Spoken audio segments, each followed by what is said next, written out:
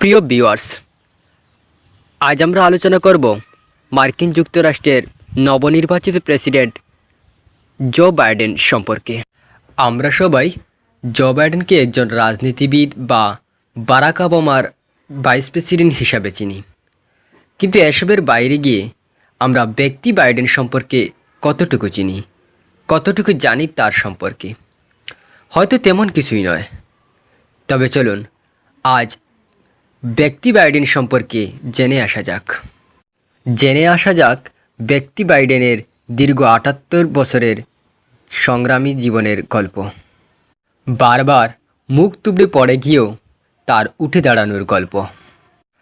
আজকে আমরা যে বাইডেনকে দেখি, যে বাইডেন নেতৃত্ব দিতে যাচ্ছেন বিশ্বের সবচেয়ে ক্ষমতাধর দেশটিকে, সেই বাইডেনই একসময় আত্মহত্যা করতে চেয়েছিলেন। বাইডেন তার কর্মজীবন শুরু করেছিলেন একজন আইনজীবী হিসেবে, কিন্তু তার কিছুদিন পরই তিনি রাজনীতিতে জড়িয়ে পড়েন। ১৯৭২ সালের নভেম্বরে তৎকালীন জনপ্রিয় রিপাবলিকান সিনেটর সেলেব বক্সের বিরুদ্ধে ডেমোক্রেটিক দল থেকে প্রার্থী হন জো বাইডেন, আর তারপরই নাম লেখান ইতিহাসে। মাত্র ৩০ বছর বয়সেই তিনি যুক্তরাষ্ট্রের ইতিহাসে সবচেয়ে কম বয়সী পঞ্চম সেনেটর নির্বাচিত হন। কিন্তু তার এই সুখের দিন খুব বেশি দিন দীর্ঘস্থায়ী হয়নি। এর মাত্র ১ মাসের মধ্যেই বাইডেনের জীবনে ঘটে যায় তার জীবনের সবচেয়ে ভয়ঙ্করতম ঘটনা। ১৯৭২ সালে বড়দিনের আগে ক্রিসমাস ট্রি কিনতে গিয়ে এক ভয়াবহ সড়ক দুর্ঘটনায় মৃত্যু হয় তার স্ত্রী এবং কন্যার, আর গুরুতর আহত অবস্থায় হাসপাতালে ভর্তি করা হয় তার ২ ছেলেকে। মুহূর্তের মধ্যেই বাইডেন যেন সব কিছু হারিয়ে ফেললেন। লণ্ডভণ্ড হয়ে গেল তার গোটা পৃথিবী। একসময় শেষ করে দিতে চাইলেন নিজেকে, ভাবলেন আত্মহত্যা করবেন, কিন্তু পরক্ষণেই বেশি উঠল হাসপাতালের বিছানায় কাতররত ২ ছেলের মুখ। বুঝতে পারলেন তিনি এমন কিছু করলে তার ছেলে দুটি মা বাবা দুজনকে হারিয়ে এতিম হয়ে যাবে। সিদ্ধান্ত বদলালেন, ছুটে এলেন হাসপাতালে এবং হাসপাতালে মৃত্যুর সঙ্গে পাঞ্জা লড়া ২ ছেলের পাশে দাঁড়িয়ে শপথ নিলেন সিনেটর হিসেবে। ২ ছেলেকে আঁকড়ে ধরে শুরু হলো বাইডেনের নতুন জীবন। প্রতিদিন রাতে অফিস থেকে সুদীর্ঘ পথ ট্রেন জার্নি করে মাত্র ৪ ঘন্টার জন্য বাড়ি ফিরতেন তিনি, যাতে রোজ রাতে ঘুমানোর আগে তিনি ছেলেদের সারাদিনের গল্প শোনাতে পারেন এবং সকালবেলা তাদের সঙ্গে তিনি নাস্তা করতে পারেন। স্ত্রী নিলি হাল্টারকে বাইডেন বলেছিলেন তার স্বপ্ন ৩০ বছর বয়সের মধ্যেই সিনেটর হওয়া, এবং সিনেটর হওয়ার পরের লক্ষ্য মার্কিন যুক্তরাষ্ট্রের প্রেসিডেন্ট হওয়া। তিনি তার সেই লক্ষ্যে অবিচল ছিলেন এবং ১৯৮৭ সালে একবার আমেরিকার প্রেসিডেন্ট প্রার্থী হওয়ার জন্য মাঠেও নেমেছিলেন। কিন্তু তার বিরুদ্ধে অভিযোগ উঠে যে তিনি অন্যের লেখা চুরি করে নিজের নামে চালিয়ে দিয়েছিলেন। এমন অসততার অভিযোগ আনা হলে তিনি প্রচারণা থেকে সরে দাঁড়াতে বাধ্য হন। এ প্রসঙ্গে বাইডেন সবসময় বলে এসেছেন তিনি আসলে কখনো লেখা চুরি করেননি, সেটি ছিল আসলে একটি ভুল বোঝাবুঝি। ২০০৮ সালে প্রেসিডেন্ট হিসেবে দলীয় মনোনয়নের দৌড়ে নামেন, তবে পেরে ওঠেননি বারাক ওবামার সাথে। এরপর ঘটনাবহুল বাইডেনের জীবনে ঘটে যায় আরেক দুর্ঘটনা। ভাইস প্রেসিডেন্ট থাকাকালীন সময়ে ছেলে বউ বাইডেনকে হারান ব্রেন ক্যান্সারের কারণে মাত্র ৪৬ বছর বয়সে। এরপর ২০১৬ সালে প্রেসিডেন্ট পদে ফের মনোনয়নের চেষ্টা করেন তিনি, কিন্তু সেবারও দলীয় মনোনয়ন পাননি তিনি, হেরে যান হিলারি ক্লিন্টনের কাছে। কিন্তু হাল ছাড়েননি জো বাইডেন এবং এর প্রতিদান হিসেবে দীর্ঘ পথ পাড়ি দিয়েই অবশেষে ২০২০ সালের প্রেসিডেন্ট নির্বাচনের মনোনয়ন লাভ করেন তিনি। বয়স এখন ৭৮, প্রায় ৫০ বছরের রাজনৈতিক জীবন। বহুদিন ধরে দেখে আসছেন হোয়াইট হাউসে যাওয়ার স্বপ্ন এবং সেই স্বপ্নের জন্যই লড়াই করে গেছেন। এমন সংগ্রামমুখর যার জীবন, এমন লড়াকু যার মনোভাব, এভাবেই নিজের স্বপ্নকে দৃঢ়ভাবে আগলে রাখেন যিনি, তারই তো উচিত আমেরিকার প্রেসিডেন্ট হওয়া। অভিনন্দন জো বাইডেনকে। আশা করি আজকের পর্বটা আপনাদের ভালো লেগেছে। বিদ্রোহী কবি কাজী নজরুল ইসলামের একটি কবিতা আবৃত্তি করব। তৎকালীন পরাধীন ভারতবর্ষে ইংরেজ সরকারের ভিত কাঁপিয়ে দিয়েছিল যে কবিতাটি, কবিতার নাম হলো বিদ্রোহী। বলবীর বল উন্নতম শির, শির নেহারি আমারি নত শির, ওই শিকর হিমাদ্রির। বলবীর বল মহাবিশ্বের মহাকাশ পাড়ি, চন্দ্র সূর্য গ্রহ তারা সারি, বুলক দুলক গুলক বেদিয়া, হুদার আসন আরস্যে দিয়া, উঠিয়াছি চির বিশ্বই আমি বিশ্ববিদাত্রীর। মম ললাটে রুদ্র ভগবাঞ্জলে, রাজ রাজটিকা দীপ্ত জয়শ্রীর। বলবীর আমি চির উন্নত শির, আমি চির দুর্দম দুর্বিন্নিত নিঃশংস, আমি মহাপ্রলয়ের আমি নটরাজ, আমি সাইক্লোন আমি ধ্বংস, আমি মহাভয় আমি অভিশাপ মৃত্যুর, আমি দুর্বার আমি ব্যঙ্গে করি সুপ চুরমার, আমি অনিয়ম অশৃঙ্খল, আমি দলে যাই যত বন্ধন, যত নিয়ম কানুন শৃঙ্খল, আমি মানি না কখনো আইন, আমি বরা থরি করি বরা ডুবি, আমি টর্পেডু আমি বিম্বাসমান মাইন, আমি দুর্জটি আমি এলোকেশে জ্বর অকাল বৈশাখীর, আমি বিদ্রোহী সুত বিশ্ববিদাত্রীর। বলবীর চির উন্নতম মশির, আমি জঞ্চা আমি ঘূর্ণি, আমি পথ সম্মুখে যাহা পাই যাই চূর্ণি, আমি নিত্য পাগল ছন্দ, আমি আপনার তালে নেচে যাই, আমি মুক্ত জীবনানন্দ, আমি হাম্বার আমি ছায়ানট, আমি হিন্দুল আমি চল চঞ্চল চমকি চমকি, পথে যেতে যেতে চকিতে চকিতে চমকি, তিন দিয়া দি তিন দুল আমি চপলা চপল হিন্দুল, আমি তাই করি বাই যখন যাহে এ মন যা, করি শত্রুর সাথে গলাগলি দরি মৃত্যুর সাথে পাঞ্জা, আমি উন্মাদ আমি জঞ্চা আমি মহামারী, আমি বিতিয়ে দরিদ্রীর, আমি শাসন ত্রাসন সংহার, আমি উষ্ণ চির অধীর, বলবীর চির উন্নত শির। আমি চির দুরন্ত দুর্মদ, আমি দুর্দম মম প্রাণের পেয়ালা হরদম হে, আমি হরদম ভরপুর মদ, আমি হোমশিকা আমি সাইগ্নিক জমদগ্নি, আমি যজ্ঞ আমি পুরোহিত আমি অগ্নি, আমি সৃষ্টি আমি ধ্বংস, আমি লোকালয়ে আমি অশ্বাসান অবসান, আমি অবসান নিশাবসান, আমি ইন্দ্রানুসূত হাতে চাঁদ বালে সূর্য, মম এক হাতে বাঁকা বাঁশের বাঁশরি আর হাতে রণতুর্য, আমি কৃষ্ণকণ্ঠ মন্থন মন্থন বিষ পিয়াভেদ বারিধির, আমি ভূমক্লেশ দরিবন্ধন হারাধারা গঙ্গোত্রীর।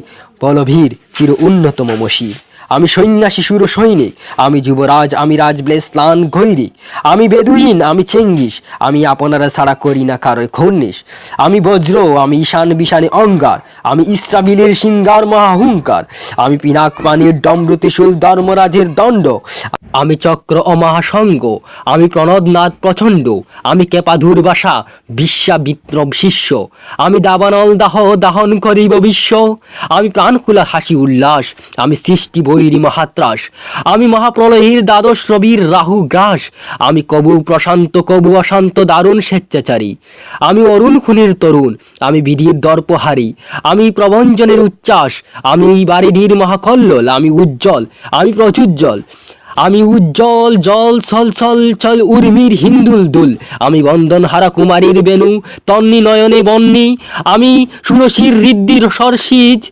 প্রেম উদ্দাম আমি দন্নি, আমি উন্মন মন উদাসীর, আমি বিধবার বুকে ক্রন্দন শ্বাস হা হুতাশ আমি হুতাশীর, আমি গচ্ছিত বেতা পদবাসী চিরগৃহ হায়রারত পথিকের, আমি অবমানিতের মরম বেদনা বিষজ্বালা প্রিয় লাঞ্ছিত বুকে গতি ফের, আমি অভিমানে চির ক্ষুব্ধ হিয়ার কাতরতা বেতা সুনিবিড় চিত চুম্বন চুর কম্পন, আমি থর থর থর প্রথম প্রকাশ কুমারীর, আমি গোপন প্রিয়ার চকিত চাহনি সল করে দেখা অনুক্ষণ, আমি চপল মেয়ের ভালোবাসা তার কাকন ছুরির কনকন, আমি চির শিশু চির কিশোর, আমি যৌবন বিতু পল্লীবালার আচর কাছলি নিছুর, আমি উত্তর বায়ু মলয় অনিল উদাস পুরবী হাওয়া, আমি পথিক কবির গভীর রাগিনী বেনু বিনেঘিন গান গাওয়া, আমি আকুল নিরাগ তিয়াসা, আমি রুদ্র রুদ্র রবি, আমি মরুনির ঝড় ঝড় ঝড়, আমি শ্যামলিমা শেষ হবি, আমি তুরিয়ানন্দে ছুটে চলি একই উন্মাদ, আমি উন্মাদ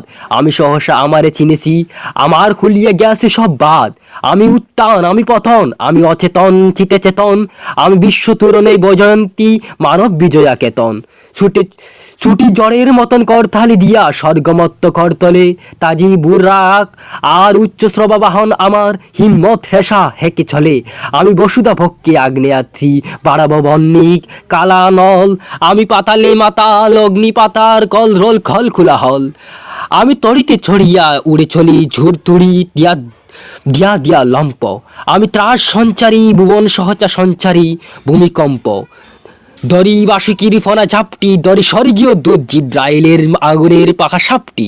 আমি দেব শিশু, আমি চঞ্চল, আমি দৃষ্ট, আমি দাঁত দিয়া সিঁড়ি বিশ্বমায়ের অঞ্চল, আমি অপিয়াস্যার বাঁশরি, মহাসিন্ধু উতলা ঘুম ঘুম, ঘুম চুমু দিয়ে করি নিখিল বিশ্ব নিঝুম, মম বাঁশরীর তানে পাশরি, আমি সেমের হাতের বাঁশরি।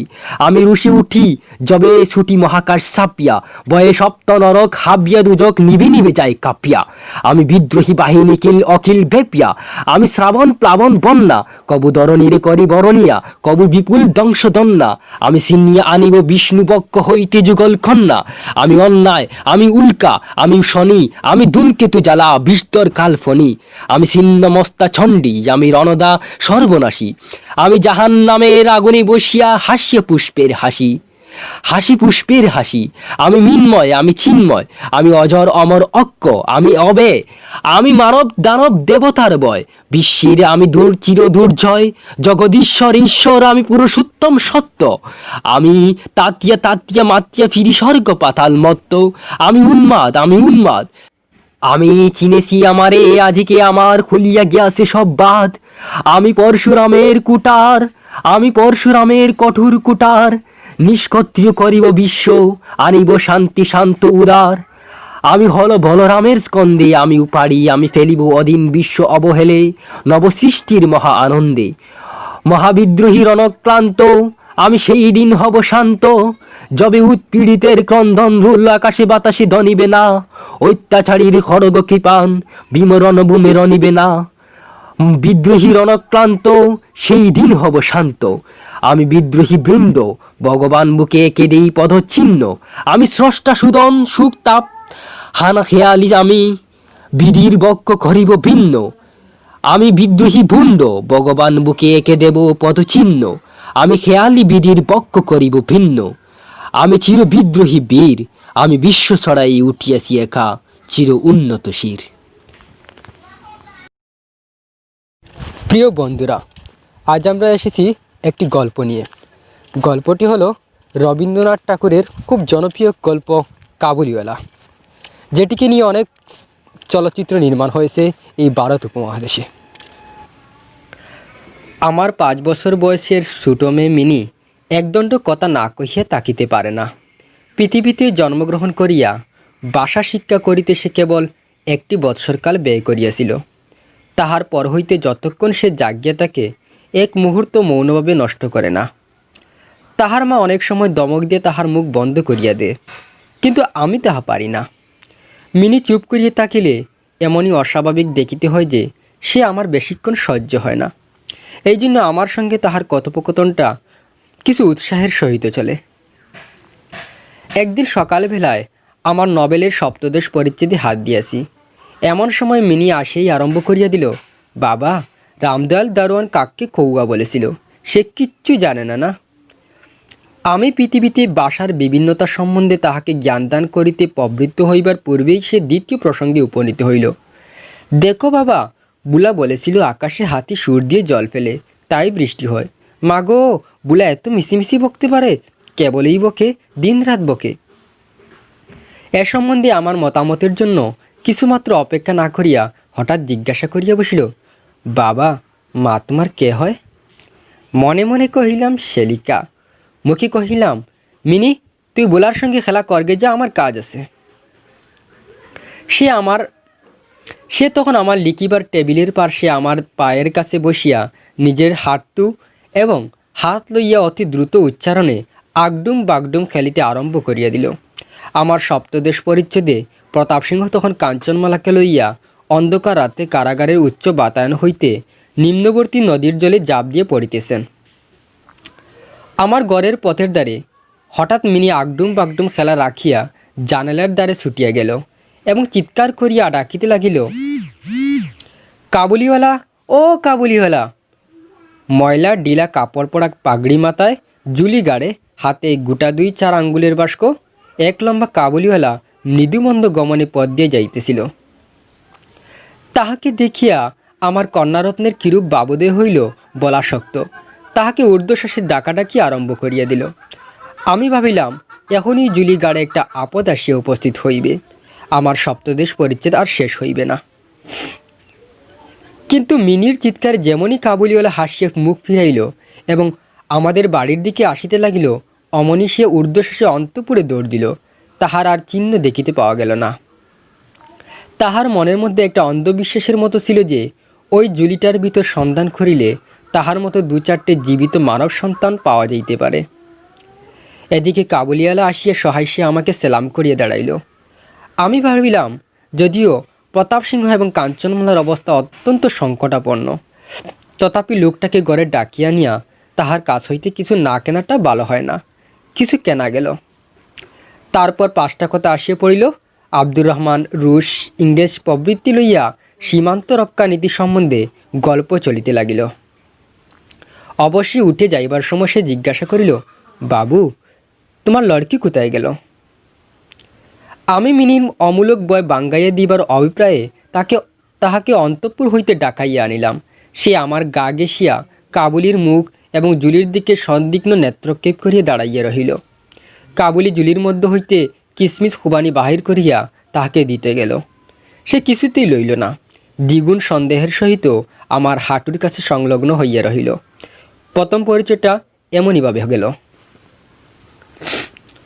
কিছুদিন পরে একদিন সকালবেলায় আবশ্যকবশত বাড়ি হইতে বাহির হইবার সময় দেখি আমার দুহিতাটি দ্বারের সমীপস্থ বেঞ্চির উপর বসিয়া অনর্গল কথা কহিয়া যাইতেছে এবং কাবুলিওয়ালা তাহার পদতলে বসিয়া সহাস্যমুখে শুনিতেছে এবং মধ্যে প্রসঙ্গক্রমে নিজের মতামত দুয়াশলা বাংলায় ব্যক্ত করিতেছে। মিনির পঞ্চবর্ষীয় জীবনের অভিজ্ঞতায় বাবা ছাড়া এমন ধৈর্যবান শ্রোতা সে কখনো পায় নাই। আবার দেখি তাহার ক্ষুদ্র আঁচল বাদাম কিসমিসে পরিপূর্ণ। আমি কাবুলিওয়ালাকে কহিলাম, উহাকে এসব কেন দিয়াছ? অমনার দিও না বলিয়া পকেট হইতে একটা আদুলি লইয়া তাহাকে দিলাম। সে অসংকোচে আদুলি গ্রহণ করিয়া ঝুলিতে পড়িল। বাড়ি ফিরিয়া আসিয়া দেখি সেই আদুলিটি লইয়া 16 আনা গোলযোগ বাঁধিয়া গেছে। মিনির মা একটা শ্বেত চকচকে গোলাকার পদার্থ লইয়া বৎসন্নার স্বরে মিনিকে জিজ্ঞাসা করিতেছেন, তুই এ আদুলি কোথায় পেলি? মিনি বলিতেছে, কাবুলিওয়ালা আমায় দিয়েছে। তাহার মা বলিতেছেন, কাবুলিওয়ালার কাছ হইতে আদুলি তুই কেন নিতে গেলি? মিনি ক্রন্দনের উপক্রম করিয়া কহিল, আমি চাইনি, সে আপনি দিলে। সংবাদ পাইলাম কাবুলিওয়ালার সহিত মিনির এই যে দ্বিতীয় সাক্ষাৎ তাহা নহে। ইতিমধ্যে সে প্রায় প্রত্যহ আসিয়া পেস্তা বাদাম ঘুষ দিয়া মিনির ক্ষুদ্র শুদ্ধ হৃদয়টুকু অনেকটা অধিকার করিয়া লইয়াছে। দেখিলাম এই দুটি বন্ধুর মধ্যে গুটি কতক বাদা কথা এবং ঠাট্টা প্রচলিত আছে, যথা রহমতকে দেখিবা মাত্র আমার কন্যা হাসিতে হাসিতে জিজ্ঞাসা করিত, কাবুলিওয়ালা, ও কাবুলিওয়ালা, তোমার ও জুলির ভিতর কি আছে?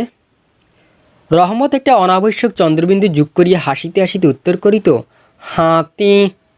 অর্থাৎ তাহার জুলির ভিতর যে একটা হস্তি আছে, এইটি তাহার পরিহাসের সূক্ষ্ম মর্ম। খুব যে বেশি সূক্ষ্ম তাহা বলা যায় না, তথাপি এই পরিহাসে উভয়ই বেশ একটু কৌতুক অনুভব করিত এবং শরৎকালের প্রভাতে একটি বয়স্ক এবং একটি অপ্রাপ্তবয়স্ক শিশুর সরল হাস্য দেখিয়া আমারও বেশ লাগিত। বাঙালির ঘরের মেয়ে আজন্মকাল শ্বশুরবাড়ির শব্দটার সহিত পরিচিত, কিন্তু আমরা কিছু একেলে ধরনের লোক হওয়াতে শিশু মেয়েকে শ্বশুরবাড়ির সম্বন্ধে সজ্ঞান করে তোলা হয় নাই। এই জন্য রহমতের অনুরোধটা সে পরিষ্কার বুঝিতে পারিত না, অথচ কথাটার একটা কোনো জবাব না দিয়া চুপ করিয়া থাকা নিতান্ত তাহার স্বভাব বিরুদ্ধ। সে উল্টিয়া জিজ্ঞাসা করিত, তুমি শ্বশুরবাড়ি যাবে? রহমত কাল্পনিক শ্বশুরের প্রতি প্রকাণ্ড মোটা মুষ্টি আস্প্রাপন করিয়া বলিত, আমি শ্বশুরকে মারিব। শুনিয়া মিনির শ্বশুর নামক কোনো এক অপরিচিত জীবের দুরাবস্থা কল্পনা করিয়া অত্যন্ত হাসিত। এখন সম্র শরৎকাল। প্রাচীনকালে এই সময় রাজারা দিগ্বিজয়ে বাহির হইতেন। আমি কলিকাতা ছাড়িয়ে কখনো কোথাও যাই নাই, কিন্তু সেই জন্যই আমার মনটা পৃথিবীময় ঘুরিয়া বেড়ায়। আমি যেন আমার ঘরের কোণে চিরপ্রবাসী। বাহিরের পৃথিবীর জন্য আমার সর্বদা মন কেমন করে। একটা বিদেশের নাম শুনিলেই অমনি আমার চিত্ত ছুটিয়ে যায়। তেমনি বিদেশি লোক দেখিলেই অমনি নদী পর্বত অরণ্যের মধ্যে একটা কুটিরের দৃশ্য মনে উদয় হয় এবং একটা উল্লাসপূর্ণ স্বাধীন জীবনযাত্রার কথা কল্পনায় জাগিয়ে ওঠে। এদিকে আবার আমি এমনই উদ্ভিদ প্রকৃতি যে আমার কোনটুকু ছাড়িয়ে একবার বাহির হইতে গেলে মাথায় বজ্রাঘাত হয়। এই জন্য সকালবেলায় আমার ছোটো করে টেবিলের সামনে বসিয়া ওই কাবুলির সঙ্গে গল্প করিয়া আমার অনেকটা ভ্রমণের কাজ হইত। দুই দ্বারে বন্ধুর দুর্গম দগ্ধ রক্তবর্ণ উচ্চ গিরিশ্রী, মধ্যে সংকীর্ণ মরুপথ, বুঝাই করা উষ্টির শ্রেণী চলিয়াছে। পাগড়ি পড়া বণিক পথিকেরা কেহ বা উটের পরে, কেহ বা পদব্রজে, কাহারও বা হাতে বর্ষা, কাহারও বা হাতে সেকেলে চকমকের টুকা বন্দুক, কাবুলি মেঘ মন্ত্রস্বরে বাংলায় স্বদেশের গল্প করিত। আর এই সবই আমার চোখের সম্মুখ দিয়ে চলিয়ে যাইত। মিনির মা অত্যন্ত শঙ্কিত স্বভাবের মহিলা। রাস্তায় একটা শব্দ শুনিলেই তাহার মনে হয় পৃথিবীর সমস্ত মাতাল আমাদের বাড়িটাই বিশেষ লক্ষ্য করিয়া ছুটিয়া আসিতেছে। এই পৃথিবীটা যে সর্বত্রই চুর, ডাকাত, মাতাল, সাপ, বাঘ, ম্যালেরিয়া, শুয়াপাকা, আরশোলা এবং গুড়ার দ্বারা পরিপূর্ণ।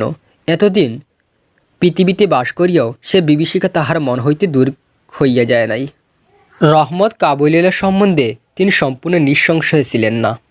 তাহার প্রতি বিশেষ দৃষ্টি রাখিবার জন্য তিনি আমাকে বারবার অনুরোধ করিয়াছিলেন। আমি তাহার সকল সন্দেহ হাসিয়ে উড়াইয়া দিবার চেষ্টা করিলে তিনি পর্যায়ক্রমে আমাকে গুটিকতক প্রশ্ন করিলেন। কখনো কি কাহারও ছেলে চুরি যায় না? কাবুল দেশে কি দাস ব্যবসায় প্রচলিত নাই? একজন প্রকাণ্ড কাবুলির পক্ষে একটি ছোট্ট মেয়েকে চুরি করিয়া লইয়া যাওয়া কি একেবারেই অসম্ভব? আমাকে মানিতে হইল। ব্যাপারটা যে অসম্ভব তাহা নহে, কিন্তু অবিশ্বাস্য। বিশ্বাস করিবার শক্তি সকলের সমান নহে। এই জন্য আমার স্ত্রীর মনে ভয় রহিয়া গেল। কিন্তু তাই বলিয়া বিনা দোষী রহমতকে আমাদের বাড়িতে আসিতে নিষেধ করিতে পারিলাম না। প্রতি বছর মাঘ মাসের মাঝামাঝি রহমত দেশে চলিয়া যায়।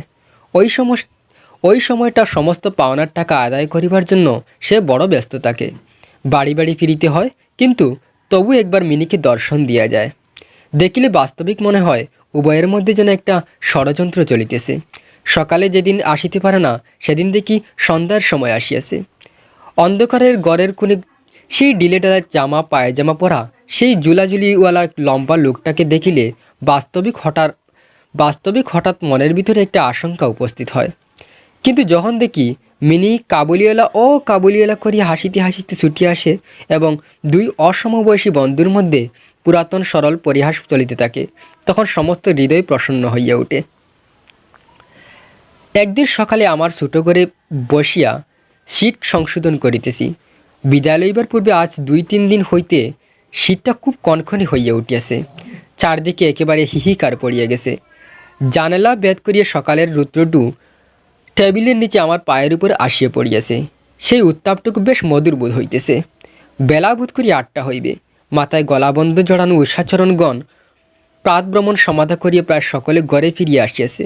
এমন সময় রাস্তায় বাড়ি একটা গুলজুল শোনা গেল। চাহিয়া দেখি আমাদের রহমতকে 2 পাহারাওয়ালা বাদিয়া লইয়া আসিতেছে। তাহাদের পশ্চাতে কৌতূহলী ছেলের দল চলিয়াছে। রহমতের গাত্রবস্ত্রে রক্তচিহ্ন এবং একজন পাহারাওয়ালার হাতে রক্তাক্ত ছুরা। আমি দ্বারের বাহিরে গিয়া পাহারাওয়ালাকে দাঁড় করাইলাম। জিজ্ঞাসা করিলাম ব্যাপারটা কি। কিয়দংশ তাহার কাছে, কিয়দংশ রহমতের কাছে শুনিয়া জানিলাম যে আমাদের প্রতিবেশী একজন লোক রামপুরি চাদরের জন্য রহমতের কাছে কিঞ্চিত দাঁড়িত। মিথ্যাপূর্বক সেই দেনা সে অস্বীকার করে এবং তাহা লইয়া বচ্ছা করিতে করিতে রহমতকে তাহাকে এক ছুরি বসাইয়া দিয়েছে। রহমত সেই মিথ্যাবাদীর উদ্দেশ্যে নানারূপ অশ্রাব্য গালি দিতেছে। এমন সময় কাবুলিওয়ালা করিয়া ডাকিতে ডাকিতে মিনি গড় হইতে বাহির হইয়া আসিল। রহমতের মুখ মুহূর্তের মধ্যে কৌতুক হাসি প্রফুল্ল হইয়া উঠিল। তাহার স্কন্ধে আজ জুলি ছিল না, সুতরাং জুলি সম্বন্ধে তাহাদের অভ্যস্ত আলোচনা হইতে পারিল না। মিনি একেবারেই তাহাকে জিজ্ঞাসা করিল, তুমি শ্বশুরবাড়ি যাবে? রহমত হাসিয়া কহিল, সেখানেই যাচ্ছি। দেখিল উত্তরটা মিনির হাস্যজনক হইল না। তখন হাত দেখাইয়া বলিল, শ্বশুরকে মারিতাম, কিন্তু কি করিব, হাত বাঁধা। সাংঘাতিক আঘাত করার অপরাধে কয়েক বৎসর রহমতের কারাদণ্ড হইল। তাহার কথা এক প্রকার বলিয়া গেলাম। আমরা যখন ঘরে বসিয়া চিরাব্যস্ত মতো নিত্য কাজের মধ্যে দিনের পর দিন কাটাইতাম, তখন একজন স্বাধীন পর্বতচারী পুরুষ কারাপ্রাচীরের মধ্যে যে কেমন করিয়া বর্ষা যাপন করিতেছে তাহা আমাদের মনেও উদয় হইত না। আর চঞ্চল হৃদয়ে মিনির আচরণ যে অত্যন্ত লজ্জাজনক তাহার বাপকেও স্বীকার করিতে হয়। সে স্বচ্ছন্দে তাহার পুরাতন বন্ধুকে বিস্তৃত হইয়া প্রথমে নবী সহিসের সহিত সৈক্য স্থাপন করিল। পরে ক্রমে যত তাহার বয়স বাড়িয়া উঠিতে লাগিল, ততই সহার পরিবর্তে একটি একটি করিয়া সখী জুটিতে লাগিল। এমনকি এখন তাহার বাবার লিখিবার ঘরেও তাহাকে আর দেখিতে পাওয়া যায় না। আমি তো তাহার সহিত এক প্রকার আড়ি করিয়াছি। কত বৎসর কাটিয়া গেল, আর একটি শরৎকাল আসিয়াছে। আমার মিনির বিবাহের সম্বন্ধ স্থির হইয়াছে। পূজার ছুটির মধ্যে তাহার বিবাহ হইবে। কৈলাসবাসিনীর সঙ্গে সঙ্গে আমার ঘরের আনন্দময়ী পিতৃভবন অন্ধকার করিয়া পতিগৃহে যাত্রা করিবে। প্রভাতটি অতি সুন্দর উদয় হইয়াছে। বর্ষার পরে এই শরতের নূতন দৌত রুদ্র যেন সুহাগায় গলানো নির্মল সোনার মতো রং ধরিয়াছে। এমনকি কলিকাতার গলির ভিতরকার ইষ্টক জর্জর অপরিচ্ছন্ন ঘেঁষাঘেঁষি বাড়িগুলির উপরে এই রুদ্রের আভা একটি অপরূপ লাবণ্য বিস্তার করিয়াছে। আমার ঘরে আজ রাত্রি শেষ হইতে না হইতেই সানাই বাজিতেছে।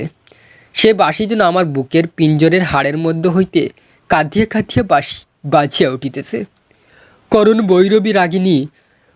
বৈরবী রাগিনীতে আমার আসন্ন বিচ্ছেদ ব্যথাকে শরতের রুদ্রের সহিত সমস্ত বিশ্ব জগৎময় ব্যপ্ত করিয়া দিতেছে।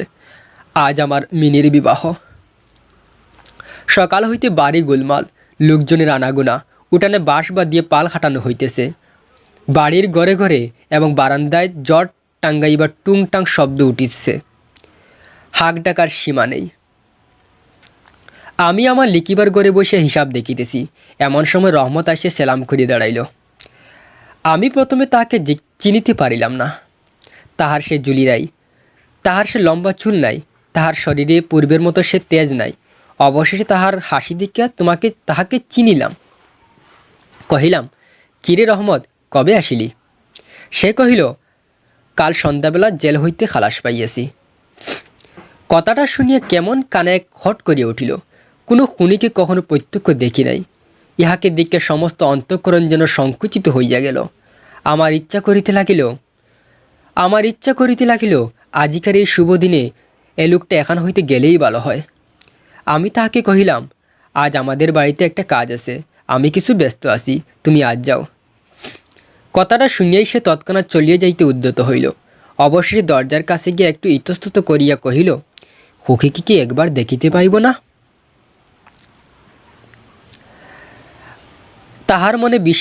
তাহার মনে বুঝি বিশ্বাস ছিল মিনি সেভাবেই আছে। সেজন্য মনে করিয়াছিল মিনি আবার সেই পূর্বের মতো কাবুলিওয়ালা করিয়া ছুটিয়া আসিবে। তাহার মনে বুঝি বিশ্বাস ছিল মিনি সেইভাবেই আছে। সেজন্য মনে করিয়াছিল মিনি আবার সেই পূর্বের মতো কাবুলিওয়ালা করিয়া ছুটিয়া আসিবে। তাহাদের সেই অত্যন্ত কৌতুকাবহ পুরাতন হাস্যালাপের কোনরূপ ক্ষয় হইবে না। এমনকি পূর্ব বন্ধুত্ব স্মরণ করিয়া সে এক বাক্স আঙ্গুর এবং কাগজের মুড়োকে কিঞ্চিত কিসমিস বাদাম বোধ করি কোনো সন্দেশীর নিকট হইতে আনিয়াছিল। তাহার সে নিজের জুলিটি আর ছিল না। আমি কহিলাম, আজ বাড়িতে কাজ আছে, আজ আর কাহারও সহিত দেখা করিতে পারিবে না। সেজন্য কিছু ক্ষুণ্ণ হইল। স্তব্ধভাবে দাঁড়াইয়া একবার স্থির দৃষ্টিতে আমার মুখের দিকে চাহিল।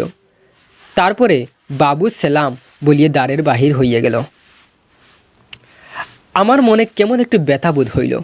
মনে করিতেছি তাহাকে ফিরিয়া ডাকিব, এমন সময় দেখি সে আপনি ফিরিয়া আসিতেছে।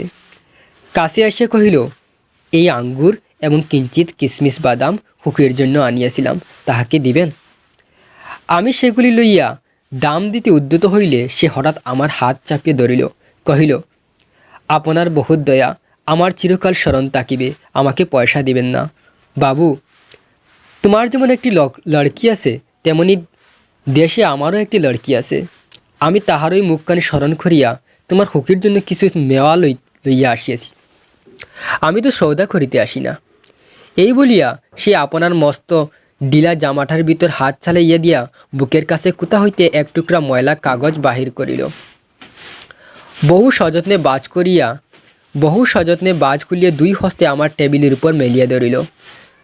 দেখিলাম কাগজের উপর একটি ছোটো হাতের ছাপ। ফটোগ্রাফও নহে, তেলের ছবিও নহে, হাতে খানিকটা বুসা মাখাইয়া কাগজের উপরে তাহার চিহ্ন ধরিয়া লইয়াছে। কন্যার এই স্মরণ চিহ্নটুকু বুকের কাছে লইয়া রহমত প্রতি বছর কলিকাতায় রাস্তায় মেওয়া বেচিতে আসে, যেন সেই সুকোমল ক্ষুদ্র শিশু হস্তটুকুর স্পর্শখানি তাহার বিরাট বিরোহী বক্ষের মধ্যে সুধার সঞ্চার করিয়া রাখে। দেখিয়া আমার চোখ ছলছল করিয়া আসিল। তখন সে যে একজন কাবুলি মেওয়ালা আর আমি যে একজন বাঙালি সম্ভ্রান্ত বংশীয় তাহা ভুলিয়া গেলাম। তখন বুঝিতে পারিলাম সেও যে আমিও সেও পিতা আমিও পিতা। তাহার পর্বত গৃহবাসিনী ক্ষুদ্র পার্বতীর সেই হস্তচিহ্ন আমারই মিনিকে স্মরণ করিয়া দিল। আমি তৎক্ষণাৎ তাহাকে অন্তঃপুর হইতে ডাকাইয়া পাঠাইলাম। অন্তঃপুর হইতে ইহার অনেক আপত্তি উঠিয়াছিল, কিন্তু আমি কিছুতেই কর্ণপাত করিলাম না। রাঙ্গা চেলি পরা কপালে চন্দন আঁকা বধূবেশীর মিনি সল্লজভাবে আমার কাছে আসিয়া দাঁড়াইল। তাহাকে দেখে কাবুলিওয়ালা প্রথমটা তৎমত খাইয়া গেল। তাহাদের পুরাতন আলাপ আর জমাইতে পারিল না। অবশেষে হাসিয়া কহিল, খুকি, তুমি শ্বশুরবাড়ি যাবে? মিনি এখন শ্বশুরবাড়ির অর্থ বুঝে। এখন আর সে পূর্বের মতো উত্তর দিতে পারিল না। রহমতের প্রশ্ন শুনিয়া লজ্জায় আরক্ত হইয়া মুখ ফিরাইয়া দাঁড়াইল। কাবুলিওয়ালার সহিত মিনির যে প্রথম যেদিন সাক্ষাৎ হইয়াছিল, আমার সেই দিনের কথা মনে পড়িল। মনটা কেমন ব্যতীত হইয়া উঠিল। মিনি চলিয়া গেলে একটা গভীর দীর্ঘ নিঃশ্বাস ফেলিয়া রহমত মাটিতে বসিয়া পড়িল। সে হঠাৎ স্পষ্ট বুঝিতে পারিল তাহার মেয়েটি ইতিমধ্যে এইরূপ বড় হইয়াছে। তাহার সঙ্গেও আবার নতুন আলাপ করিতে হইবে। তাহাকে ঠিক পূর্বের মতো তেমনটি আর পাইবে না। এই 8 বৎসরে তাহার কি হইয়াছে তা কেই বা জানে। সকালবেলায় শরতের স্নিগ্ধ রুদ্রকিরণের মধ্যেই সানাই বাজিতে লাগিল। রহমত কলিকাতার এক গলির ভিতরে বসিয়া আফগানিস্তানের এক মরুপর্বতের দৃশ্য দেখিতে লাগিল। আমি একখানা নোট লইয়া তাহাকে দিলাম। বলিলাম, রহমত, তুমি দেশে তোমার মেয়ের কাছে ফিরিয়ে যাও। তোমার মিলন সুখে আমার মিনির কল্যাণ হোক। এই টাকাটা দান করে হিসাব হইতে উৎসব সমারোহের 2-1টা অঙ্গ ছাটিয়া দিতে হইল। যেমন মনে করিয়াছিলাম তেমন করিয়া ইলেকট্রিক আলো জ্বালাইতে পারিলাম না। গড়ের বাদ্য আসিল না। অন্তঃপুরে মেয়েরা অত্যন্ত অসন্তোষ প্রকাশ করিতে লাগিল। কিন্তু মঙ্গল আলোকে আমার শুভ উৎসব উজ্জ্বল হইয়া উঠিল। APJ আব্দুল কালাম, ভারতের প্রাক্তন রাষ্ট্রপতি বা মিসাইলম্যান নামে খ্যাত APJ আব্দুল কালাম ছিলেন একজন মহান পরমাণু বিজ্ঞানী। কিন্তু সর্বোপরি তিনি ছিলেন একজন খাঁটি মনের মানুষ। আর এই মাটির মানুষটির মন ছুঁয়ে যাওয়া কিছু বাণী রইল আপনাদের জন্য। একটা ভালো বই 100 ভালো বন্ধুর সমান, কিন্তু একজন ভালো বন্ধু একটা লাইব্রেরির সমান। সফলতার গল্প পড়ো না, কারণ তা থেকে তুমি শুধু গল্পটাই পাবে। ব্যর্থতার গল্প পড়ো, তাহলে সফল হওয়ার কিছু উপায় পাবে। স্বপ্ন পূরণ না হওয়া পর্যন্ত স্বপ্ন দেখে যাও। স্বপ্ন সেটা নয় যা তুমি ঘুমিয়ে ঘুমিয়ে দেখো। স্বপ্ন হলো সেটাই যা তোমাকে ঘুমোতে দেয় না। মানুষ তার ভবিষ্যৎ পরিবর্তন করতে পারে না, কিন্তু অভ্যেস পরিবর্তন করতে পারে। অভ্যেসই মানুষের ভবিষ্যৎ পরিবর্তন করে দেয়। তুমি যদি সূর্যের মতো আলো ছড়াতে চাও, তাহলে আগে সূর্যের মতো পড়তে শেখো। উদার ব্যক্তিরা ধর্মকে ব্যবহার করে বন্ধুত্বের হাত বাড়ান, কিন্তু সংকীর্ণ মনস্করা ধর্মকে যুদ্ধের অস্ত্র হিসেবে ব্যবহার করে। কঠিন কাজে আনন্দ বেশি পাওয়া যায়, তাই সফলতার আনন্দ পাওয়ার জন্য মানুষের কাজ কঠিন হওয়া উচিত। প্রথম সাফল্যের পর বসে থেকো না, কারণ দ্বিতীয়বার যখন তুমি ব্যর্থ হবে তখন অনেকেই বলবে প্রথমটিতে শুধু ভাগ্যের জোরে সফল হয়েছিলে। যারা মন থেকে কাজ করে না তারা আসলে কিছুই পায় না, আর পেলেও সেটা হয় অর্ধেক হৃদয়ের সফলতা। তাতে সব সময় একরকম একটা তিক্ততা থেকেই যায়।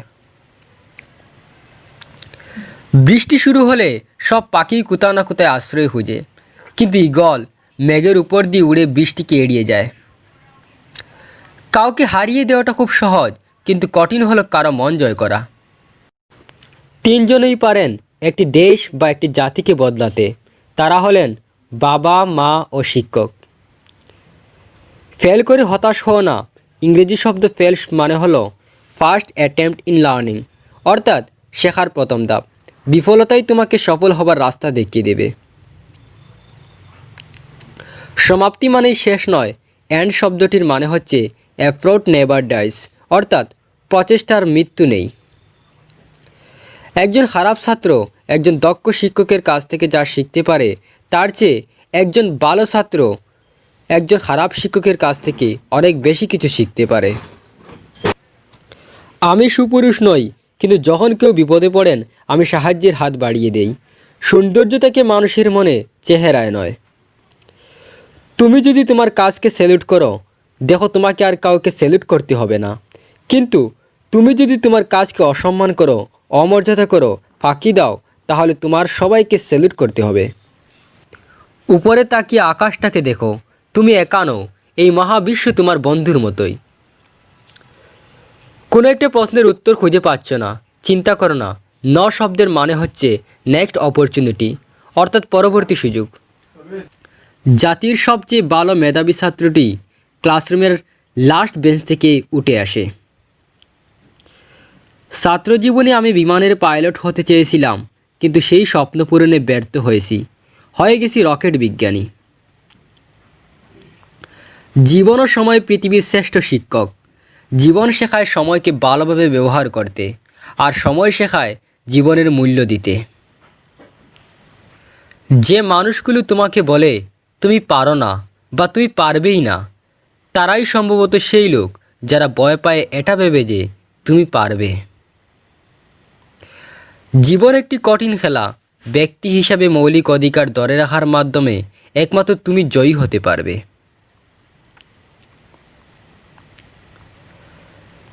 যদি একটি দেশকে দুর্নীতিমুক্ত এবং সুন্দর মনের মানুষের জাতিতে রূপান্তরিত করতে হয়, তাহলে আমি বিশ্বাস করি এতে 3 জন মানুষের সবচেয়ে বেশি ভূমিকা থাকবে।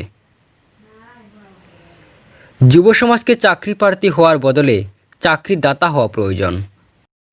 উপরে ওঠার জন্য শক্তি দরকার, সেটা মাউন্ট এভারেস্টই হোক বা আপনার পেশায়। ব্যর্থতা কখনো আমায় টপকে যেতে পারবে না যদি আমার মধ্যে সফল হওয়ার যথেষ্ট মনের জোর না থাকে। ব্যর্থতা নামক রোগের সবথেকে ভালো ওষুধ হলো আত্মবিশ্বাস আর কঠোর পরিশ্রম। এটা আপনাকে একজন সফল মানুষ করে তুলবে। আমি দৃঢ়ভাবে বিশ্বাস করি, যতক্ষণ না একজন মানুষ ব্যর্থতার স্বাদ অনুভব করেছেন, তার মধ্যে কখনোই সফল হওয়ার যথেষ্ট ইচ্ছে থাকবে না। অসাধারণ হওয়ার জন্য কঠিন যুদ্ধে নামার চ্যালেঞ্জ নিতে হবে, যতক্ষণ না আপনি আপনার লক্ষ্যে পৌঁছাচ্ছেন।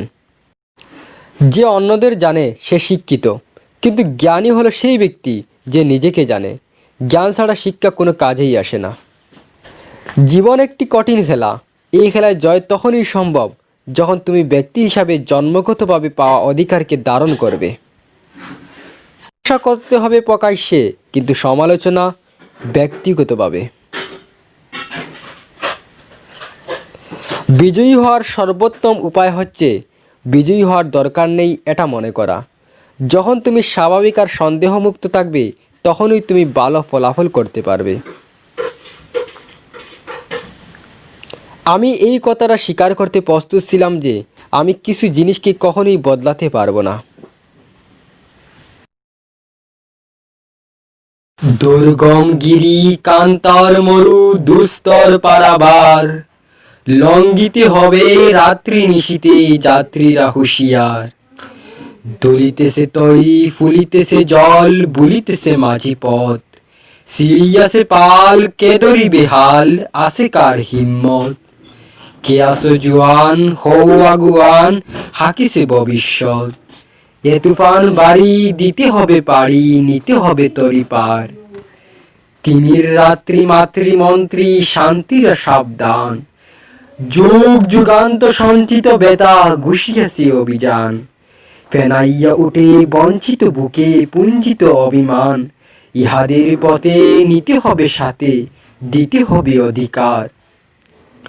অসহায় জাতি মরিছে ডুবিয়া জানে না সন্তরণ, কান্ডারি আজ দেখিব তোমার মাতৃমুক্তিপণ। হিন্দু না ওরা মুসলিম ওই জিজ্ঞাসী কুঞ্জন, কান্ডারি বলো ডুবিছি মানুষ সন্তান মোর মার। গিরি সংকট বীরু যাত্রীরা গুরুগর যায় বাজ, পশ্চাৎপদ যাত্রীর মনে সন্দেহ জাগে আজ। কান্ডারি তুমি ভুলিবে কি পথ তেজিবে কি পথ মাঝ, করে হানাহানি তবু চল টানি নিয়াসে যে মহাবার। কান্ডারি তব সম্মুখে ওই পলাশির প্রান্তর, বাঙালির খুনে লাল হলো যে তা ক্লাইবের খঞ্জর। ওই গঙ্গায় ডুবিয়াছে হায় ভারতের দিবাকর, অধিবেশে রবি আমাদেরই খুনে রাঙ্গিয়া পূর্ণবার। ফাঁসির মঞ্চে যারা গেয়ে গেল জীবনের জয়গান, আশি অলক্ষ্যে দাঁড়াইয়েছে তারা দেবে কোন বলিদান।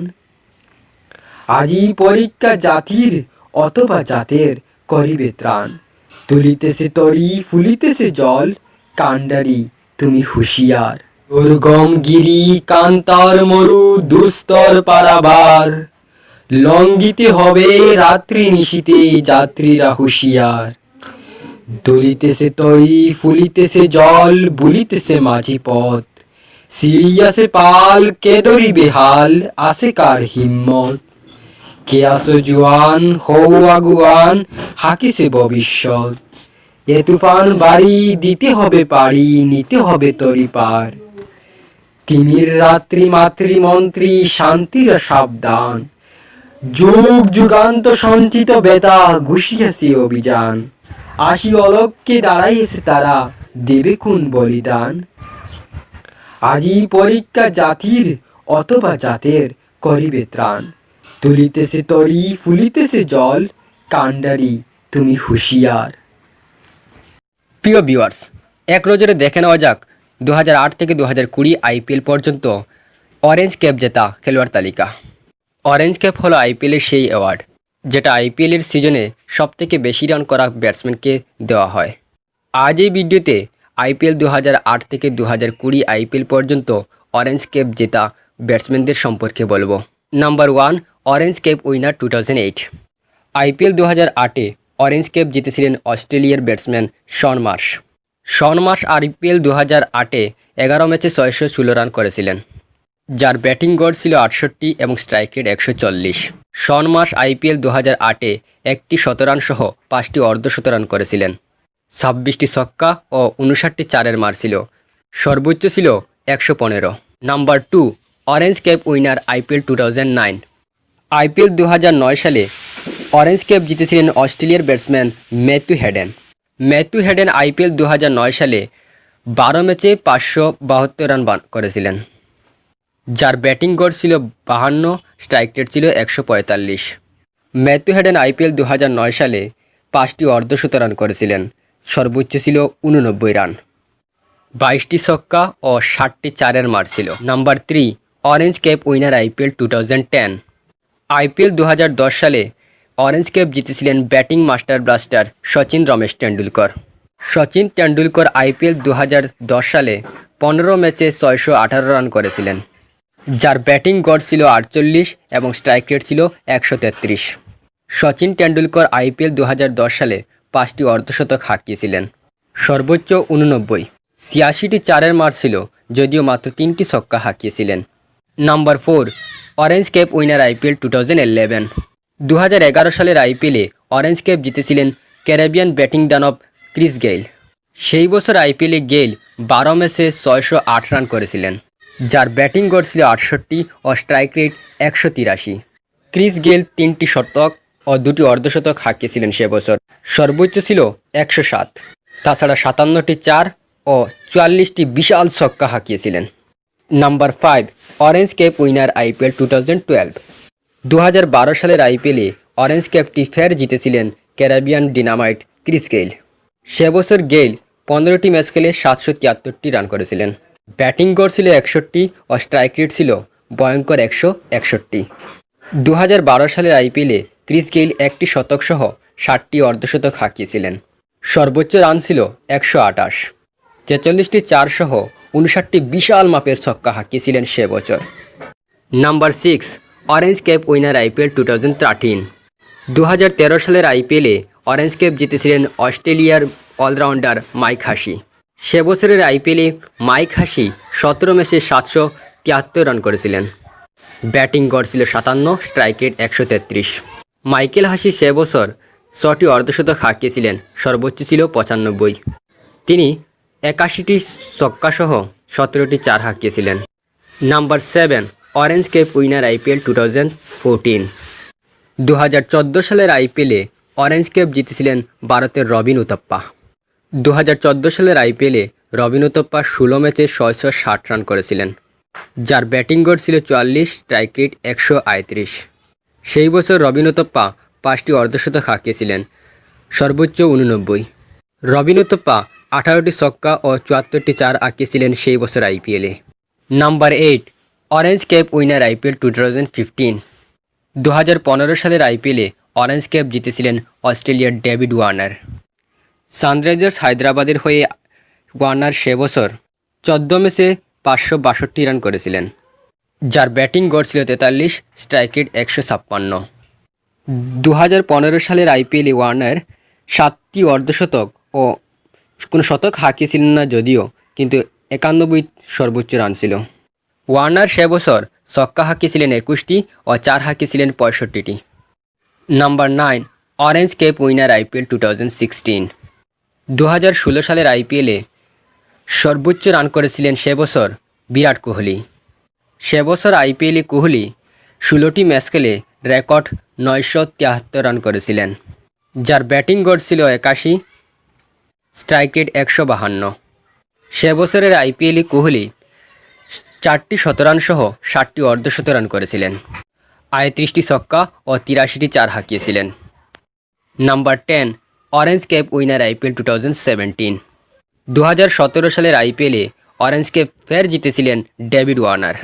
সে বছর ওয়ার্নার 14টি ম্যাচ খেলে 641 রান করেছিলেন, যার ব্যাটিং গড় ছিল 58, স্ট্রাইক রেট 142। 2017 সালের আইপিএলে ওয়ার্নার 1টি শতরান সহ 4টি অর্ধশত রান হাঁকিয়েছিলেন, সর্বোচ্চ রান 126। এছাড়া 26টি ছক্কা ও 63টি চার হাঁকিয়েছিলেন। Number 11, orange cap winner IPL 2018। 2018 সালের আইপিএলে অরেঞ্জ ক্যাপ জিতেছিলেন হায়দ্রাবাদের ব্যাটিং ভরসা কেন উইলিয়ামসন। সে বছর উইলিয়ামসন আইপিএলে 17 ম্যাচে 735 রান করেছিলেন, ব্যাটিং গড় ছিল 53, স্ট্রাইক রেট 142। উইলিয়ামসন 2018 সালের আইপিএলে 8টি অর্ধশতক হাঁকিয়েছিলেন, সর্বোচ্চ 84।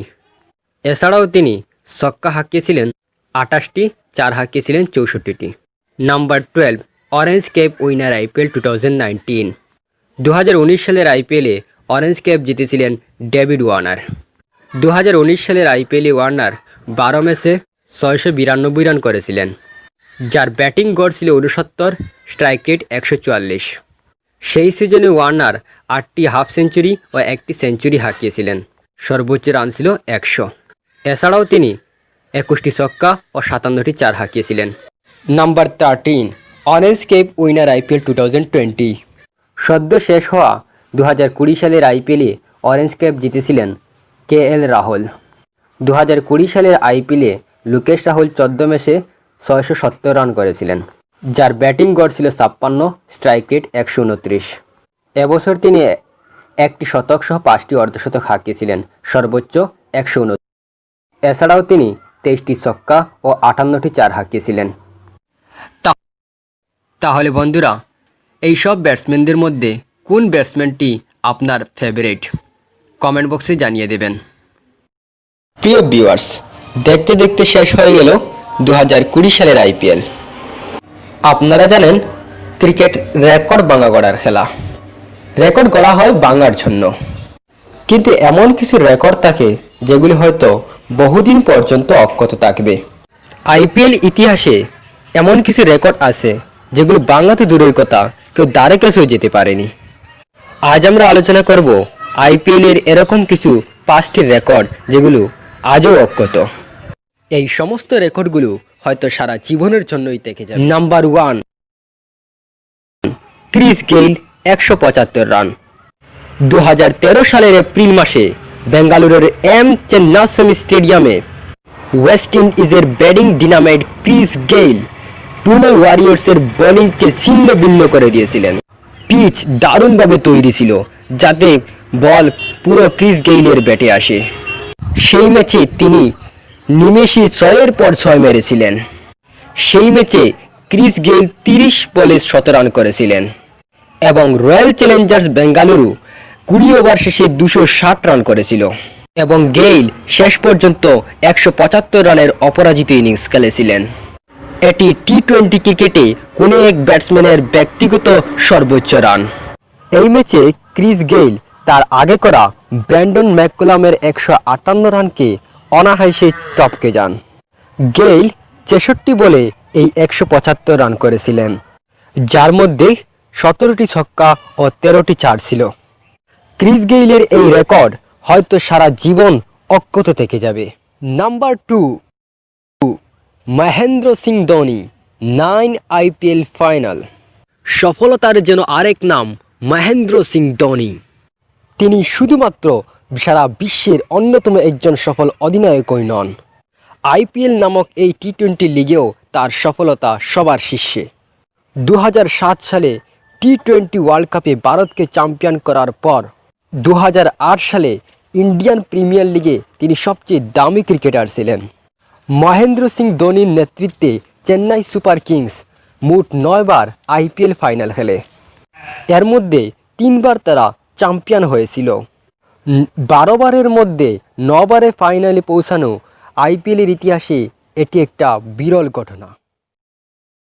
নাম্বার 3, ক্রিস গেইল 1 ওভারে 37 রান। যে বছর ক্রিস গেইল 175 রানের ইনিংস খেলেছিলেন, তার ঠিক 2 বছর আগে কোচি টাস্কার্সের বিরুদ্ধে বামহাতি পেসার প্রশান্তের বলে তিনি 1 ওভারে 37 রান তুলেছিলেন। এটিও একটি বিশাল বড় রেকর্ড। সেই বছর এবং তার ঠিক পরের বছর পরপর 2 বছর তিনি অরেঞ্জ কাপ জিতেছিলেন। নাম্বার 4, অমিত মিশ্র 3 আইপিএল হ্যাট্রিক।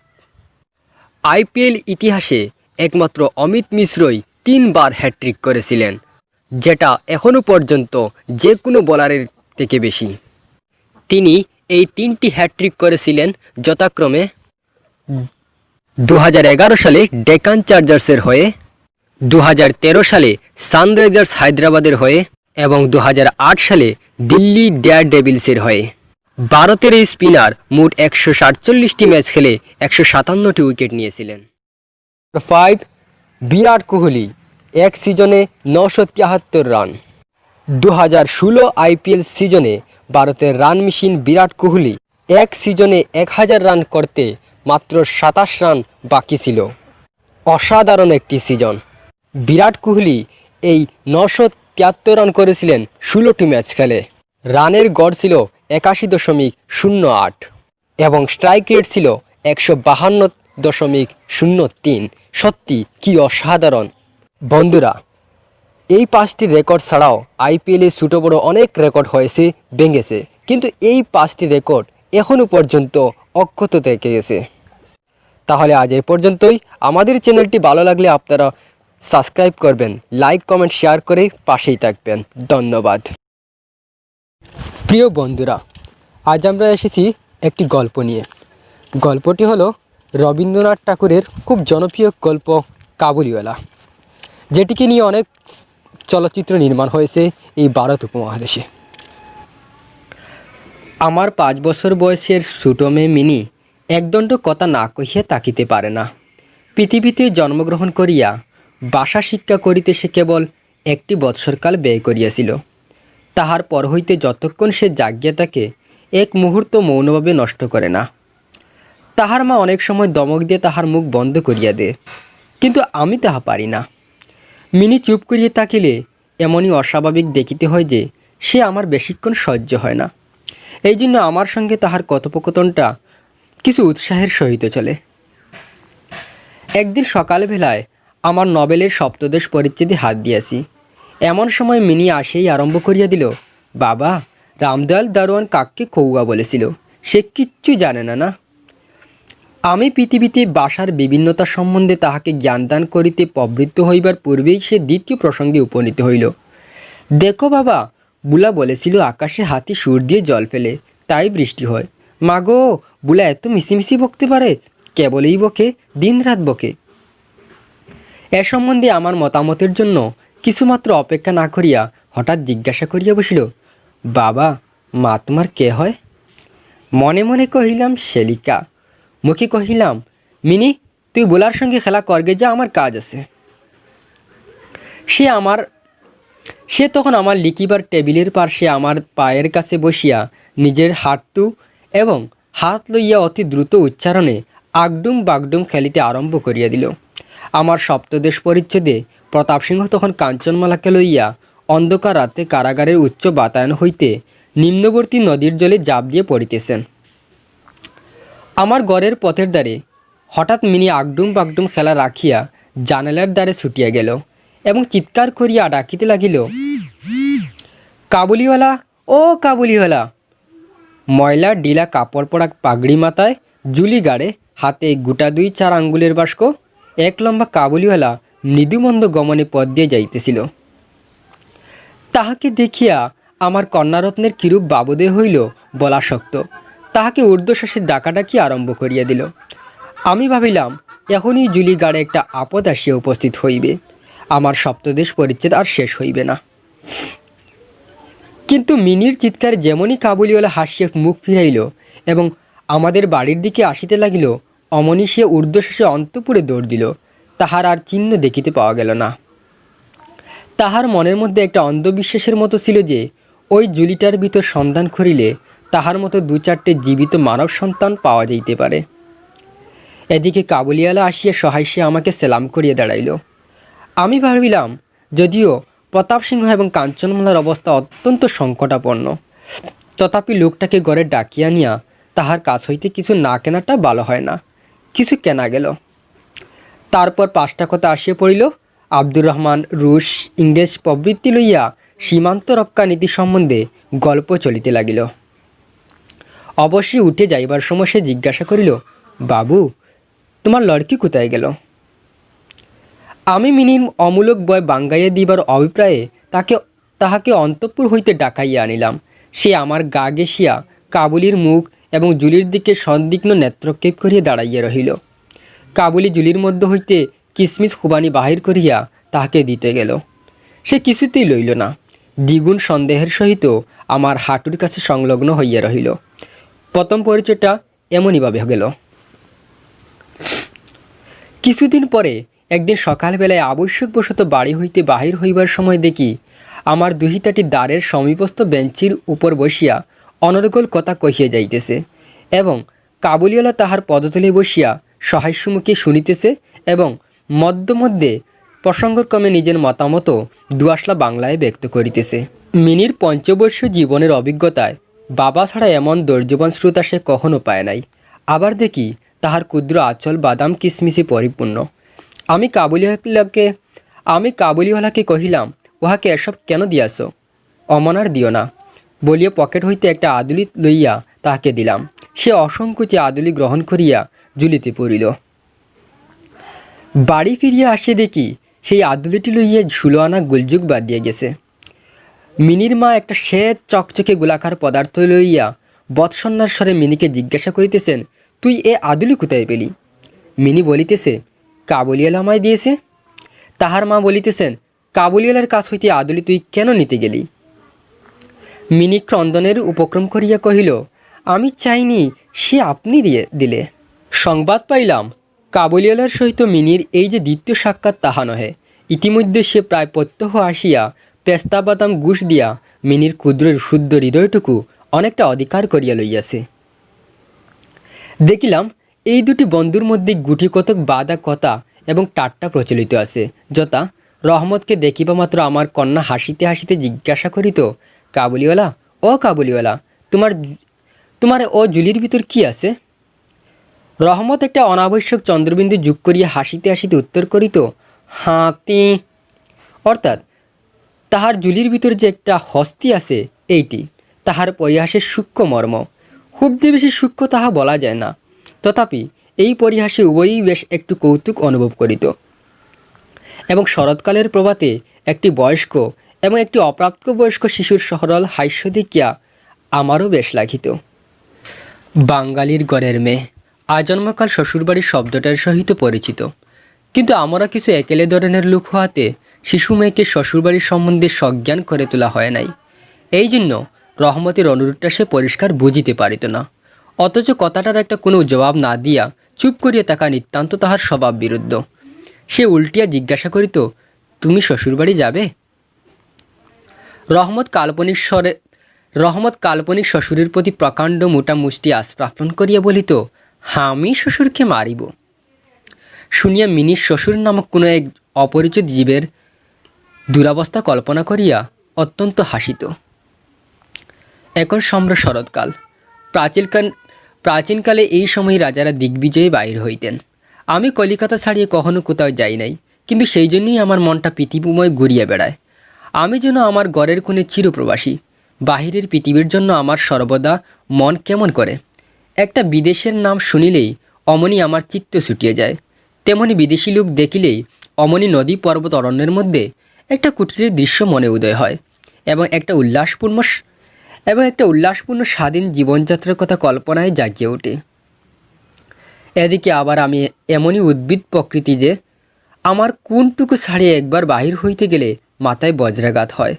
এই জন্য সকালবেলায় আমার ছোটো করে টেবিলের সামনে বসিয়া ওই কাবুলির সঙ্গে গল্প করিয়া আমার অনেকটা ভ্রমণের কাজ হইত। দুই দ্বারে বন্ধুর দুর্গম দগ্ধ রক্তবর্ণ উচ্চ গিরিশ্রী, মধ্যে সংকীর্ণ মরুপথ, বুঝাই করা উষ্টের শ্রেণী চলিয়াছে।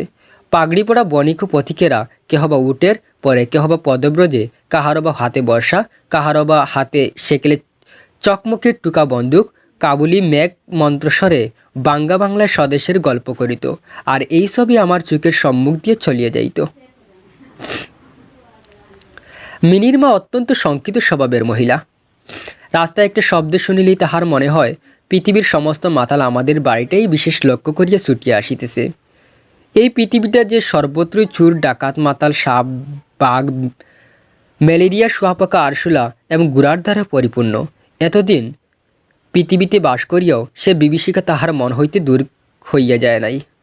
রহমত কাবুলিওয়ালা সম্বন্ধে তিনি সম্পূর্ণ নিঃসংশয় ছিলেন না। তাহার প্রতি বিশেষ দৃষ্টি রাখিবার জন্য তিনি আমাকে বারবার অনুরোধ করিয়াছিলেন। আমি তাহার সকল সন্দেহ হাসিয়ে উড়াইয়া দিবার চেষ্টা করিলে তিনি পর্যায়ক্রমে আমাকে গুটিকতক প্রশ্ন করিলেন। কখনো কি কাহারও ছেলে চুরি যায় না? কাবুল দেশে কি দাস ব্যবসায় প্রচলিত নাই? একজন প্রকাণ্ড কাবুলির পক্ষে একটি ছোট্ট মেয়েকে চুরি করিয়া লইয়া যাওয়া কি একেবারেই অসম্ভব? আমাকে মানিতে হইল। ব্যাপারটা যে অসম্ভব তাহা নহে, কিন্তু অবিশ্বাস্য। বিশ্বাস করিবার শক্তি সকলের সমান নহে। এই জন্য আমার স্ত্রীর মনে ভয় রহিয়া গেল। কিন্তু তাই বলিয়া বিনা দোষী রহমতকে আমাদের বাড়িতে আসিতে নিষেধ করিতে পারিলাম না। প্রতি বছর মাঘ মাসের মাঝামাঝি রহমত দেশে চলিয়া যায়। ওই সময়টা সমস্ত পাওনার টাকা আদায় করিবার জন্য সে বড় ব্যস্ত থাকে। বাড়ি বাড়ি ফিরিতে হয়, কিন্তু তবু একবার মিনিকে দর্শন দিয়া যায়। দেখিলে বাস্তবিক মনে হয় উভয়ের মধ্যে যেন একটা ষড়যন্ত্র চলিতেছে। সকালে যেদিন আসিতে পারে না, সেদিন দেখি সন্ধ্যার সময় আসিয়াছে। অন্ধকারের ঘরের কোণে সেই ডিলেটার জামা পায়জামা পরা, সেই জুলাজুলিওয়ালা লম্বা লোকটাকে দেখিলে বাস্তবিক হঠাৎ মনের ভিতরে একটা আশঙ্কা উপস্থিত হয়। কিন্তু যখন দেখি মিনি কাবুলিওয়ালা করিয়া হাসিতে হাসিতে ছুটিয়া আসে এবং দুই অসমবয়সী বন্ধুর মধ্যে পুরাতন সরল পরিহাস চলিতে থাকে, তখন সমস্ত হৃদয় প্রসন্ন হইয়া ওঠে। একদিন সকালে আমার ছোটো করে বসিয়া শীত সংশোধন করিতেছি। বিদায় লইবার পূর্বে আজ 2-3 দিন হইতে শীতটা খুব কনকনে হইয়া উঠিয়াছে। চারদিকে একেবারে হিহিকার পড়িয়া গেছে। জানালা ভেদ করিয়া সকালের রৌদ্রটু টেবিলের নিচে আমার পায়ের উপর আসিয়া পড়িয়াছে। সেই উত্তাপটুকু বেশ মধুর বোধ হইতেছে। বেলা বোধ করি 8টা হইবে। মাথায় গলাবন্ধ জড়ানো উষাচরণগণ প্রাতভ্রমণ সমাধা করিয়া প্রায় সকলে ঘরে ফিরিয়া আসিয়াছে। এমন সময় রাস্তায় বাড়ি একটা গুলজুল শোনা গেল। চাহিয়া দেখি আমাদের রহমতকে 2 পাহারাওয়ালা বাদিয়া লইয়া আসিতেছে। তাহাদের পশ্চাতে কৌতূহলী ছেলের দল চলিয়াছে। রহমতের গাত্রবস্ত্রে রক্তচিহ্ন এবং একজন পাহারাওয়ালার হাতে রক্তাক্ত ছুরা। আমি দ্বারের বাহিরে গিয়া পাহারাওয়ালাকে দাঁড় করাইলাম। জিজ্ঞাসা করিলাম, ব্যাপারটা কি? কিয়দংশ তাহার কাছে, কিয়দংশ রহমতের কাছে শুনিয়া জানিলাম যে আমাদের প্রতিবেশী একজন লোক রামপুরি চাদরের জন্য রহমতের কাছে কিঞ্চিত দাঁড়িত। মিথ্যাপূর্বক সেই দেনা সে অস্বীকার করে এবং তাহা লইয়া বচ্ছা করিতে করিতে রহমতকে তাহাকে এক ছুরি বসাইয়া দিয়েছে। রহমত সেই মিথ্যাবাদীর উদ্দেশ্যে নানারূপ অশ্রাব্য গালি দিতেছে। এমন সময় কাবুলিওয়ালা করিয়া ডাকিতে ডাকিতে মিনি ঘর হইতে বাহির হইয়া আসিল। রহমতের মুখ মুহূর্তের মধ্যে কৌতুক হাসি প্রফুল্ল হইয়া উঠিল। তাহার স্কন্ধে আজ জুলি ছিল না, সুতরাং জুলি সম্বন্ধে তাহাদের অভ্যস্ত আলোচনা হইতে পারিল না। মিনি একেবারেই তাহাকে জিজ্ঞাসা করিল, তুমি শ্বশুরবাড়ি যাবে? রহমত হাসিয়া কহিল, সেখানেই যাচ্ছি। দেখিল উত্তরটা মিনির হাস্যজনক হইল না। তখন হাত দেখাইয়া বলিল, শ্বশুরকে মারিতাম, কিন্তু কি করিব, হাত বাঁধা। সাংঘাতিক আঘাত করার অপরাধে কয়েক বৎসর রহমতের কারাদণ্ড হইল। তাহার কথা এক প্রকার বলিয়া গেলাম। আমরা যখন ঘরে বসিয়া চিরাব্যস্ত মতো নিত্য কাজের মধ্যে দিনের পর দিন কাটাইতাম, তখন একজন স্বাধীন পর্বতচারী পুরুষ কারাপ্রাচীরের মধ্যে যে কেমন করিয়া বর্ষা যাপন করিতেছে, তাহা আমাদের মনেও উদয় হইত না। আর চঞ্চল হৃদয়ে মিনির আচরণ যে অত্যন্ত লজ্জাজনক, তাহার বাপকেও স্বীকার করিতে হয়। সে স্বচ্ছন্দে তাহার পুরাতন বন্ধুকে বিস্তৃত হইয়া প্রথমে নবীসহিষ্যের সহিত সৈক্য স্থাপন করিল। পরে ক্রমে যত তাহার বয়স বাড়িয়া উঠিতে লাগিল, ততই সহার পরিবর্তে একটি একটি করিয়া সখী জুটিতে লাগিল। এমনকি এখন তাহার বাবার লিখিবার ঘরেও তাহাকে আর দেখিতে পাওয়া যায় না। আমি তো তাহার সহিত এক প্রকার আড়ি করিয়াছি। কত বৎসর কাটিয়া গেল, আর একটি শরৎকাল আসিয়াছে। আমার মিনির বিবাহের সম্বন্ধ স্থির হইয়াছে।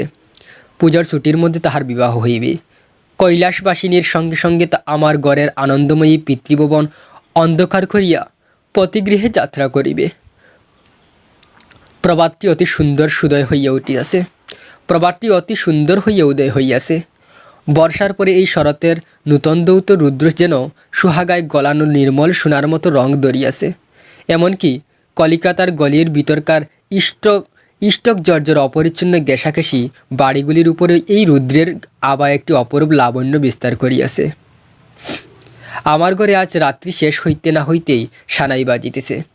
সে বাঁশি যেন আমার বুকের পিঞ্জরের হাড়ের মধ্য হইতে কাঁদিয়া কাঁদিয়া বাজিয়া উঠিতেছে। করুণ বৈরবী রাগিনীতে আমার আসন্ন বিচ্ছেদ ব্যথাকে শরতের রুদ্রের সহিত সমস্ত বিশ্ব জগৎময় ব্যপ্ত করিয়া দিতেছে।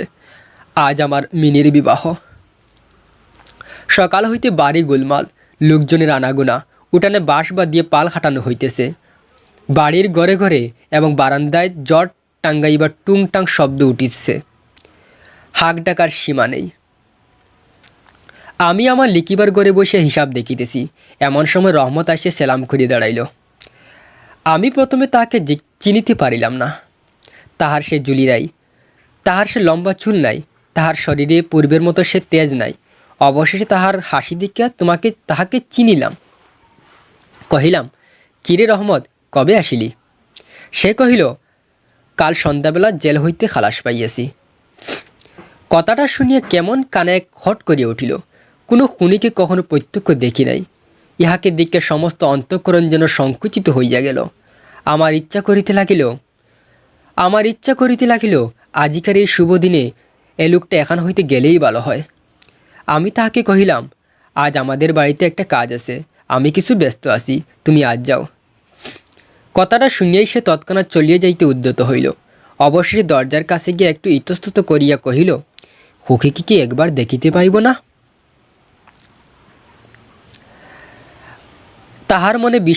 তাহার মনে বুঝি বিশ্বাস ছিল মিনি সেভাবেই আছে। সেজন্য মনে করিয়াছিল মিনি আবার সেই পূর্বের মতো কাবুলিওয়ালা করিয়া ছুটিয়া আসিবে।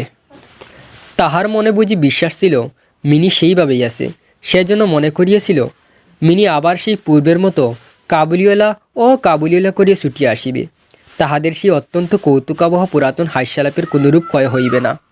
এমনকি পূর্ব বন্ধুত্ব স্মরণ করিয়া সে এক বাক্স আঙ্গুর এবং কাগজের মুড়োকে কিঞ্চিত কিসমিস বাদাম বোধ করি কোনো সন্দেশীর নিকট হইতে আনিয়াছিল। তাহার সে নিজের জুলিটি আর ছিল না। আমি কহিলাম, আজ বাড়িতে কাজ আছে, আজ আর কাহারও সহিত দেখা করিতে পারিবে না। সে যেন কিছু ক্ষুণ্ণ হইল। স্তব্ধভাবে দাঁড়াইয়া একবার স্থির দৃষ্টিতে আমার মুখের দিকে চাহিল। তারপরে বাবু সেলাম বলিয়া দ্বারের বাহির হইয়া গেল। আমার মনে কেমন একটু ব্যথা বোধ হইল। মনে করিতেছি তাহাকে ফিরিয়া ডাকিব, এমন সময় দেখি সে আপনি ফিরিয়া আসিতেছে। কাছে আসিয়া কহিল, এই আঙ্গুর এবং কিঞ্চিত কিসমিস বাদাম খুকির জন্য আনিয়াছিলাম, তাহাকে দিবেন? আমি সেগুলি লইয়া দাম দিতে উদ্যত হইলে সে হঠাৎ আমার হাত চাপিয়া ধরিল, কহিল, আপনার বহুত দয়া, আমার চিরকাল স্মরণ থাকিবে, আমাকে পয়সা দিবেন না। বাবু, তোমার যেমন একটি লড়কি আছে, তেমনি দেশে আমারও একটি লড়কি আছে। আমি তাহারই মুখখানি স্মরণ করিয়া তোমার খুকির জন্য কিছু মেওয়া লইয়া আসিয়াছি। আমি তো সৌদা করিতে আসি না। এই বলিয়া সে আপনার মস্ত ডিলা জামাটার ভিতর হাত চালাইয়া দিয়া বুকের কাছে কোথা হইতে এক টুকরা ময়লা কাগজ বাহির করিল। বহু সযত্নে বাজ খুলিয়া দুই হস্তে আমার টেবিলের উপর মেলিয়া ধরিল। দেখিলাম কাগজের উপর একটি ছোটো হাতের ছাপ। ফটোগ্রাফও নহে, তেলের ছবিও নহে, হাতে খানিকটা বুসা মাখাইয়া কাগজের উপরে তাহার চিহ্ন ধরিয়া লইয়াছে।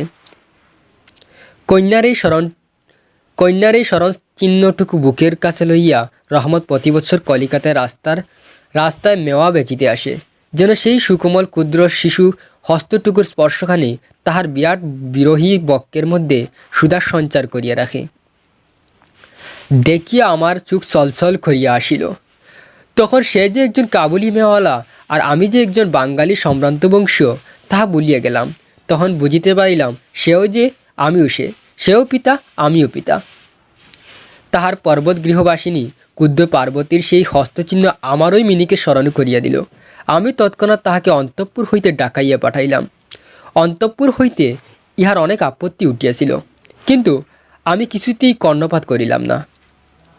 রাঙ্গা চেলি পরা, কপালে চন্দন আঁকা বধূবেশিনী মিনি সল্লজভাবে আমার কাছে আসিয়া দাঁড়াইল। তাহাকে দেখে কাবুলিওয়ালা প্রথমটা তৎমত খাইয়া গেল। তাহাদের পুরাতন আলাপ আর জমাইতে পারিল না। অবশেষে হাসিয়া কহিল, খুকি, তুমি শ্বশুরবাড়ি যাবে?